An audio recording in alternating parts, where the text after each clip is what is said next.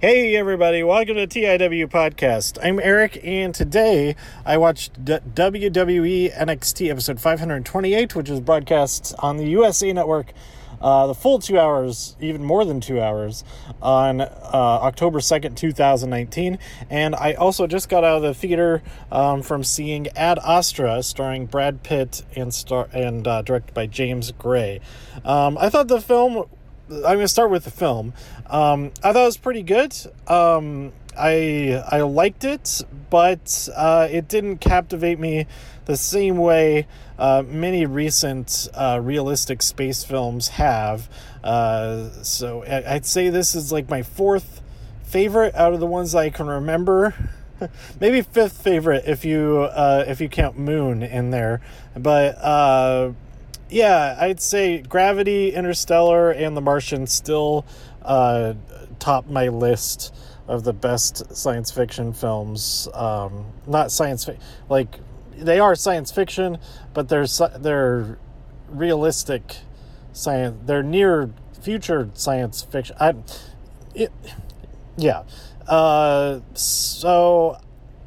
there's a lot of stuff that I like about it. And without any spoilers, I think this is worth seeing without spoilers. I do wonder if the film would be better or more or worse. I don't know if it would be better or worse if the film lost all of the narration throughout. I think it would still make a lot of sense and maybe would be open more to... I don't know, maybe a little bit more open to interpretation as far as the relationship stuff goes and all that kind of thing. Because it's all like the internal monologue sort of thing. And I don't know, I felt like it wasn't really necessary. I think it was still made sense without it. But it's still very good. It's incredibly well made. Absolutely. I'll just say this. The story isn't necessarily as captivating for me as other films in the genre that have been made recently, as I just said. Also, there are elements of this that are really close to an idea that I've been thinking about for a while, but it's not exactly it, and I think I'm still good. I'll still be able to someday write the story that I'm doing, and it won't be... there are parts of it that are similar, but that's hard to avoid when you're dealing with similar subject matter and space exploration and stuff anyway. So, there you go. Ad Astra. I'd say it's worth... there's one section of the film that I wasn't sure if it was actually how it was supposed to sound or if the speakers in the theater I was seeing it in were messing up. And if that is how it's supposed to sound, I don't know if I'll have a chance to go see this again to confirm this, like see it at a different theater, in a different setting, all that kind of stuff. If it is meant to be like that, then I see that as a flaw in that it seems like it's a mistake and that it's not supposed to be like that. Now, if it isn't supposed to be like that, then that's the theater's bad, and then my complaint is not about the film itself. So, yeah, I guess I'll find out someday or watch it on home video later on or whatever. That would be the ultimate test, because then I could test on multiple devices like right away. Skip right to that part. But, yeah, I did enjoy it, and I'm glad I saw it in the theater. So now let's talk real quickly about NXT. Did I say NXT UK? I don't know if I said NXT UK. NXT episode 228. I watched this at the airport. I ended up getting a hotel after the show that was kind of close to BWI. Not as close as the hotel before. It was a little bit further away, so it was a lot cheaper. And I had a car at this point, so that was no problem. If my reservation for the car was a little bit later, I could have maybe gotten a little bit more sleep, but it would have been like a half hour extra or something like that. So no real big deal. I got like 3 hours of sleep in the hotel, which is fine. It's enough to get back on the road for the last 6 miles or 13. I don't know how far it was. It was over 10 miles because I was thinking of getting gas before the hotel, but I was outside of the range of when you should fill up to return the car. So anyway, I got the car returned, headed over. This is a thing. If you are waiting to get onto a shuttle that will take you to somewhere that people are also coming to the place where you are on that shuttle, hey, they're going to get up. They need to get off before you get on. There's no space for you to get on until they get off. So wait until they get off before you get on, because they need to get off before you're able to get on. So if you're thinking about taking a shuttle somewhere, just remember that the people that are coming to where you are need to get off of the shuttle first, and then you can get on the shuttle, because the space that they were using to be on the shuttle, that's the space that you're going to be using to go to where they just came from. And that space isn't open until they get off of the shuttle. It's a weird concept. I can understand why some people wouldn't understand that concept at all. But seriously, one guy, like, everybody who's waiting for the shuttle, like, started to, like, pile onto it. And it's like, hello, it's very clear that all of these people that are on the shuttle, they're not going somewhere else. They're not waiting to go to the next stop. They are coming here from the airport to get off to get a rental car. Wait for him to get off. Everybody who was waiting for it, like, crowded up to see. A few people got on. One dude got on and was just, like, standing there, like, blocking the front door, and people were like, they couldn't go out that way. It was bottlenecking to them all to go the other way. And then finally you realize, oh, I should get off, because there's a lady with a stroller and stuff that, like, she couldn't get off the other way, and he was just standing right it was infuriating. I couldn't fathom how stupid everybody's being. But anyway, got to the airport, went through security and all that. You know what I forgot to talk about? I think I maybe slightly mentioned it, but then got distracted talking about other stuff. But I went to the National Portrait Gallery, and it was really cool. They had so many different exhibits. There's this one artist who does all photographs of, like, little models. That was really cool. And then there's a whole thing about folk and learned self-taught art, that type of stuff. And then there's just the kind of portraits that you would imagine would be in a portrait gallery. There's a whole section on presidents, and there's actually a third floor that I didn't even get to. And I was kind of disappointed that like a quarter of the second floor wasn't open, because on the map it said that it was, like, graphic design and stuff like that, and that part was not open or something. I don't know. I was confused. I walked around to some different places a couple of times, and I kind of burned some time. I probably could have checked out the third floor and all that time. But, yeah, it's super worth checking out. If you're going to be in downtown Washington, D.C., go check out the National Portrait Gallery and the Smithsonian Art Museum, or whatever it's called. I think it's the Smithsonian Art Museum. There's another A in there. So I don't know what the full name is, but it's the same building. Look up the National Portrait Gallery and you'll see where it is. It's right across the street from Capital One Arena, and that itself is connected right to Regal Cinemas right there. So there's all kinds of stuff to do right there, and it's pretty cool. And most importantly, the Portrait Gallery is free admission. You can just walk right in there and take all the art. No, and take pictures of all the art that you want. Don't take the art itself, but you can take pictures of everything, which I did, pretty much everything. So I add to my library of references and stuff like that, and research and everything, and it's inspiration too. But yeah, that was really cool. All right, so at the airports, got through security after checking out another art exhibit there at the airport, which was, I mean, it was like maybe 20 paintings, photographs, whatever. It was pretty cool. But once I got through security, found a place to get all my stuff set up, get everything plugged in, everything charging, everything's good. And I watched this week's episode of NXT, episode 528. The October 2nd episode that took place at the same time as AEW. And it was pretty awesome. I liked... Overall, I think I liked it more. Hangman versus Pac was my favorite match of both shows, but overall, NXT, I liked the whole thing more. We opened up with no commercial interruptions for the first hour. This is going to be real quick. I didn't take very extensive notes or anything. Adam Cole versus Matt Riddle. Adam Cole wins via last shot. He retains the championship. And then Finn Balor arrives and lets everybody know that he is NXT. Oh, man.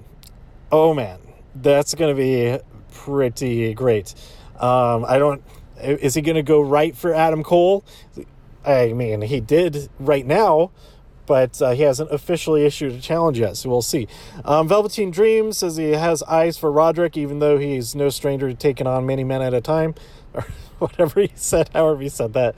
And he issues a challenge to fight Roderick without any of those extra guys around.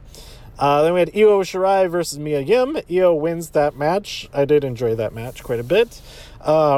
Tegan Nox is coming back to NXT, and you know what that means? That means Team Kick will be back in action soon after. Maybe she will come back and they'll be there together. Tegan and Dakota Kai. And an interesting thing is that in this video package of when she got injured and all of that, the referee for that match was Aubrey Edwards, who is now a referee at AEW. And so she appeared on both shows tonight. That's pretty interesting. And then I did not catch this, but there was a whole thread about this I found out after that I realized. I was like, oh, neat. I wonder if somebody else probably pointed this out, but I messaged a couple of people. That was kind of cool. But apparently Britt Baker was the opponent in one of the clips shown in Shayna's package. So Britt Baker also appeared on both shows on this night. So that's pretty cool too. And depending on if they showed that new promo, that's real different thing, then also technically then Adam Cole may have appeared on both as well, since he is in a photograph in Britt Baker's office in that commercial. So all kinds of cross contamination.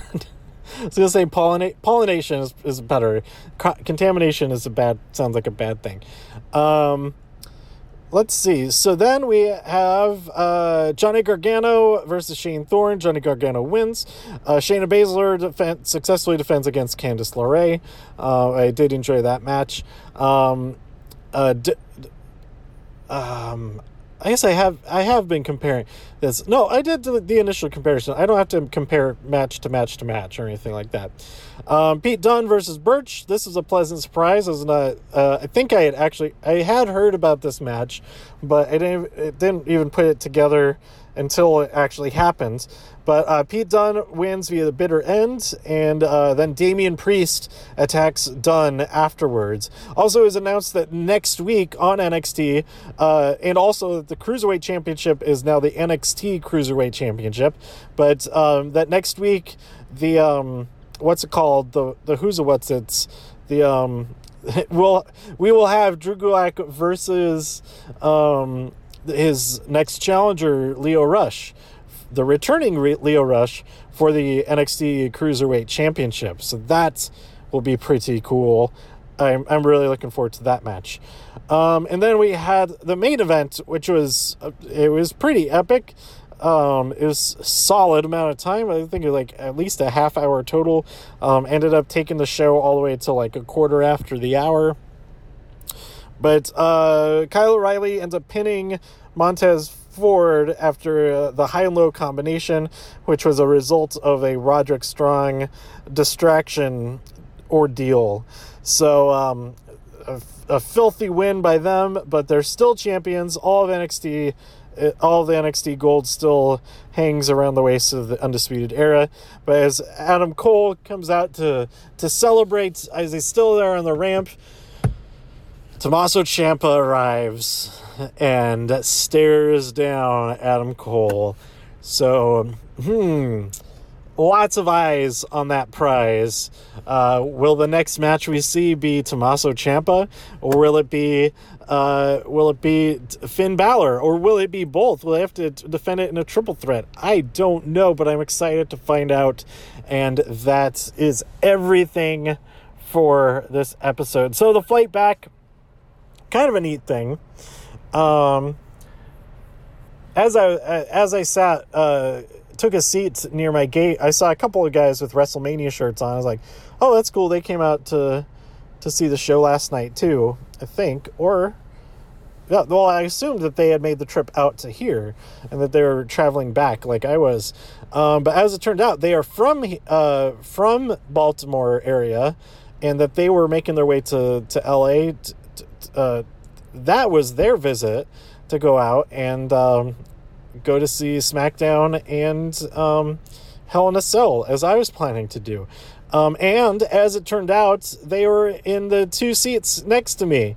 So I talked a little bit before the flight, but I was so tired that I went to sleep once the doors were closed and all of that. So I didn't talk to him very much after that, but I was like, oh, were you at so-and-so? I'm like, oh, yeah, I was too. And I was too. We've both been to a lot of the shows. So that was kind of cool. I think his name was Danny. And then I didn't get the other guy's name because I thought finally to introduce myself as we were getting off the plane and I was awake again. So maybe I'll see him around, or maybe they'll listen to this podcast. I don't know. Hello, Spirit Flight, whatever, from BWI to LAX on Thursday. I'll sit next to you in the big seats. Big seats are worth the money, absolutely. It's the poor man's first class. That's the exit row. This is like the... No, this is even... Yeah, it's the most affordable first class type of experience as far as physical comfort. So that... Let's see. That's it, really. Like I said, the parking ended up working out all right. It was only $45 when I was expecting it to be $60. So I thought they would just round it up to for like the daily price. But that worked out pretty well too. And then I made my way over to Fullerton, nearby where my aunt, uncle, and cousin live. And I'm going to be hanging out with them tonight, staying with them for the night. And so that's where I am headed next. That should be really fun. And then tomorrow, I'm recording this on Thursday. So tomorrow is SmackDown Live, or not SmackDown Live. It's not called that anymore. Friday Night SmackDown on Fox at the Staples Center, and that's going to be super, super awesome. They may have announced even more stuff that's going to be going down over there, but I haven't checked up on everything yet. So, yeah, I'm super excited. This trip has been working out real well so far. Nothing horrible has happened. Knock on wood. There's no wood around here for me to actually knock on plastic. But, yeah, I think the rest of this trip is awesome. Like the first half of the trip was pretty cool, but it was a lot of like the logistics and like getting to airports and like going to other places and finding hotels and driving places. I have a lot of driving still to do, but it's just driving and then staying with people I know and stuff like that. So I think this half will be even better.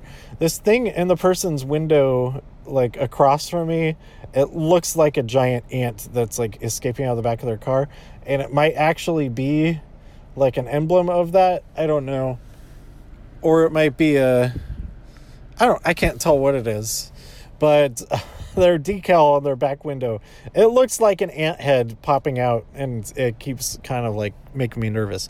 But anyway, that's it. Check out Ad Astra. Check out NXT. Absolutely awesome for first full 2-hour episode, although they did go a lot longer than 2 hours. And it's still interesting to me that it's just all in-ring action. They haven't done very much, but we did see William Regal. He gave that knowing nod to Matt Riddle as he made his way out for his entrance, so that was cool. But there was a video package from Candice and Shayna from this previous week, like them talking about each other. So that was pretty cool. But and I guess we did have some in-ring promo stuff with Ciampa coming out and Finn Balor and all of that. But it was short and too sweet. So it was good. That's it. You'll probably see both of these episodes uploaded right after each other, even though I recorded them like 4 hours apart. I forgot to actually upload the other episode because my internet connection isn't that good in this parking lot. But let me know what you thought about all the stuff this week so far, especially NXT and Ad Astra. And I think I'm going to go see The Joker before SmackDown tomorrow, because there's a theater right near there as well. So I could go see The Matrix afterwards. What was that? Was that a dollar bill that went flying or rocking? Let's see, what was that? I don't know. I can't see it from where I am. Oh wait, there it is. Okay, it's just a Costco receipt. Never mind. It's a false alarm. It's like there's $100 bill flapping around in the wind. The Matrix is playing in 4DX at this theater on this side of the country as well. So I might go see that. Maybe I'll see that after the show. I don't know. Or I could see it on Saturday afternoon before I head up north. But I'll report what that was like if I do end up seeing it. But at the same time, it was, like I mentioned in the last episode, when I saw Abominable in 4DX, if it was much longer, I don't think I would have enjoyed it. I would stopped enjoying it at some point, I think. And The Matrix is definitely a lot longer and has more action than Abominable. But when else do I have a chance? I mean, I already saw The Matrix in the theater like last month. So, I don't know. But, well, we'll see. It's all most everything is up in the air in the next few days. So let me know what you thought about all that stuff by tweeting me at TIW Podcast. Go to TIWpodcast.com for more reviews. If you enjoyed this episode or anything else on the site, please share some links with your friends. Subscribe on iTunes, Spotify, Stitcher, YouTube, wherever you like to listen. Stay safe out there in all the infinite multiverses, and I'll see you next time here on TIW Podcast. Bye.